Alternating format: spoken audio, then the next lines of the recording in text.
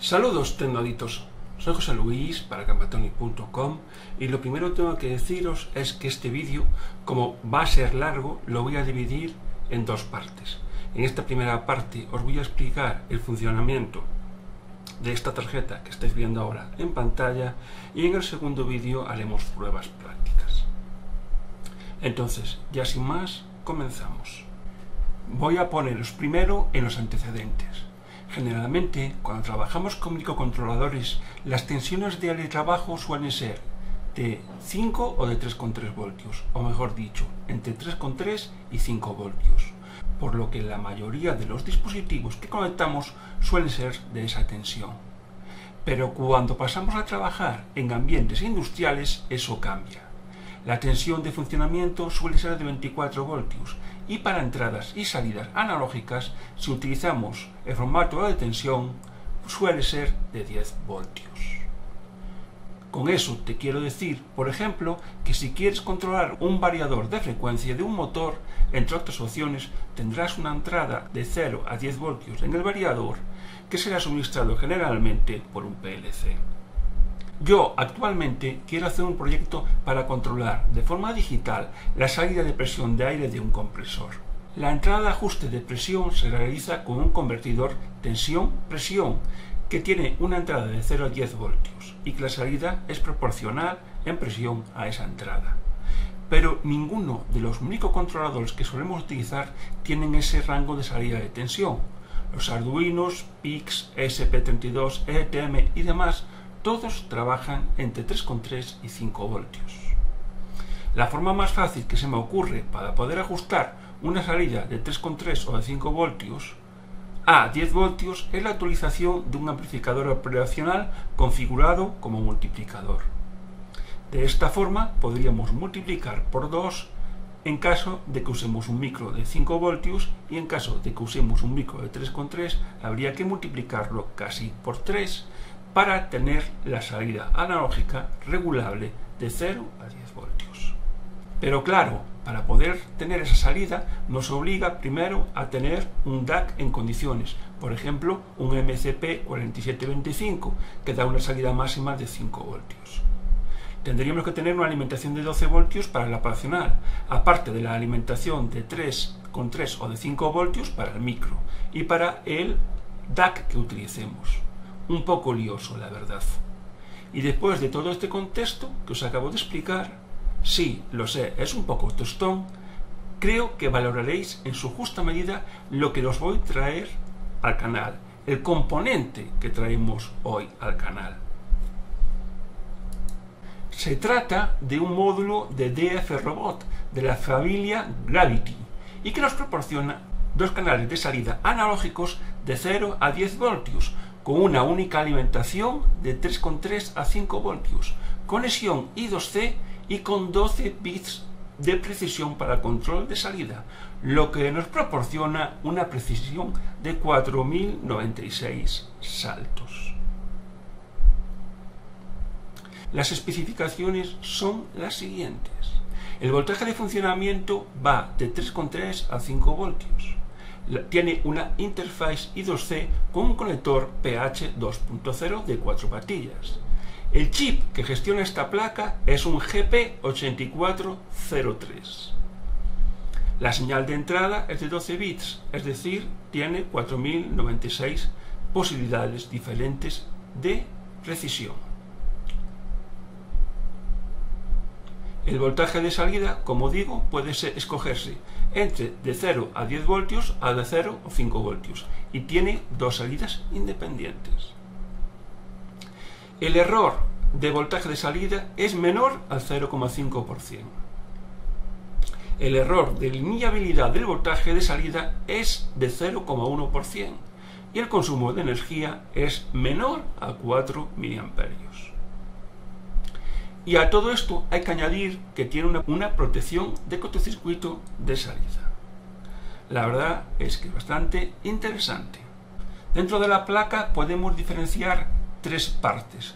Por un lado tenemos el conector del puerto I2C, por otro lado tenemos el conector de salida de los dos canales analógicos que comparten una única salida de masa y luego tiene la salida VOUT 1 y VOUT 2. Y por último tiene un pequeño switch de 3 posiciones con el cual podemos seleccionar la dirección del puerto I2C. Y como sabéis, con 3 switches tenemos 2 elevado a 3 posibilidades, con lo cual podríamos darle 8 direcciones diferentes a este dispositivo, y como tiene 2 salidas cada uno, podríamos tener un total y un máximo de 16 salidas analógicas de 0 a 10 voltios. Y ahora vamos a ver el esquema de esta pequeña maravilla. Como veis, se divide en 4 bloques fundamentales. Este bloque es el bloque del switch, que únicamente lo que vamos a hacer es darle las diferentes direcciones, o sea, no hay mucho más que explicar.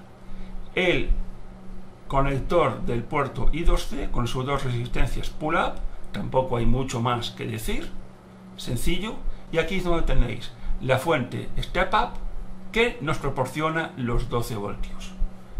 Se trata de un integrado MT3608 que, independientemente de la entrada que le coloquemos entre 3,3 y 5 voltios, nos va a generar los 12 voltios que serán necesarios para alimentar el GP8403 y conseguir la salida de 0 a 10 voltios. Esta parte de alimentación la podéis ver aquí. Aquí estaría el switch y aquí estaría el GP8403. Y ya luego el GP8403, lo único que tenemos son la selección de los switch, la entrada del I2C y esta salida, que como veis está protegida por 2 diodos. La verdad es que es un circuito que parece simple, es relativamente simple, pero solo he encontrado esta tarjeta en el mercado, no hay muchas más opciones. También he intentado comprar este integrado para realizar yo la tarjeta y es difícil conseguirlo. Básicamente debe ser un integrado chino que se vende originalmente allí y que la documentación, incluso para conseguirla en inglés, es complicado. Es más fácil conseguirla en chino que en inglés. Entonces al final decidí no hacer yo la placa y comprársela directamente a DF Robot. Esta placa tiene un coste aproximado de unos 10 euros. Tampoco es que sea muy cara. Y ahora lo que vamos a hacer es un pequeño desempaquetado para saber qué nos incluye en la caja cuando compremos el producto. Abrimos.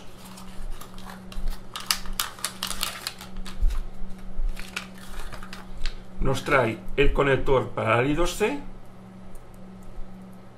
que acaba en unos pines hembra normales que podemos conectar fácilmente en un microcontrolador.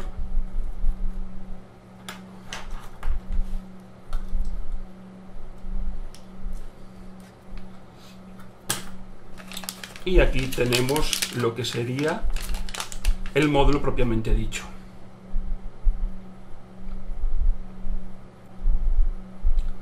Parece ser que la serigrafía interna del DF Robot para este dispositivo es el DFR0971, que lo pone aquí claramente. Indica que tiene 2 canales analógicos de 0 a 10 voltios con conexión I2C. La bolsa también tiene unos colores bastante llamativos.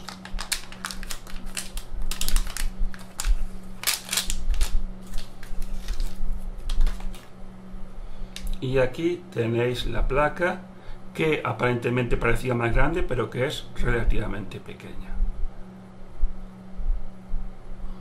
Bien, y por este primer vídeo, que lo que quería era darte a conocer este módulo, nada más. En la segunda parte del vídeo haremos pruebas reales de funcionamiento conectándola a un ESP32 y comprobando que la salida de tensión mirándola con un osciloscopio se corresponde a lo que nos indica el fabricante. En caso de que este tipo de vídeos te interesen, te recuerdo que tenemos un Patreon donde por una pequeña asignación mensual nos puedes ayudar a la compra de este tipo de material, ya que esto lo he pagado yo, no es un vídeo patrocinado por DF Robot, todo lo contrario. He sido yo el que ha buscado información sobre este producto y he realizado la compra. Y también, como siempre digo, si este vídeo te ha gustado, un like será bienvenido. Eso hará que la comunidad siga creciendo y cuantos más seamos, más posibilidades tenemos de aprender. Se despide de todos vosotros José Luis. Hasta la segunda parte de este vídeo. Un saludo, tecnoadictos.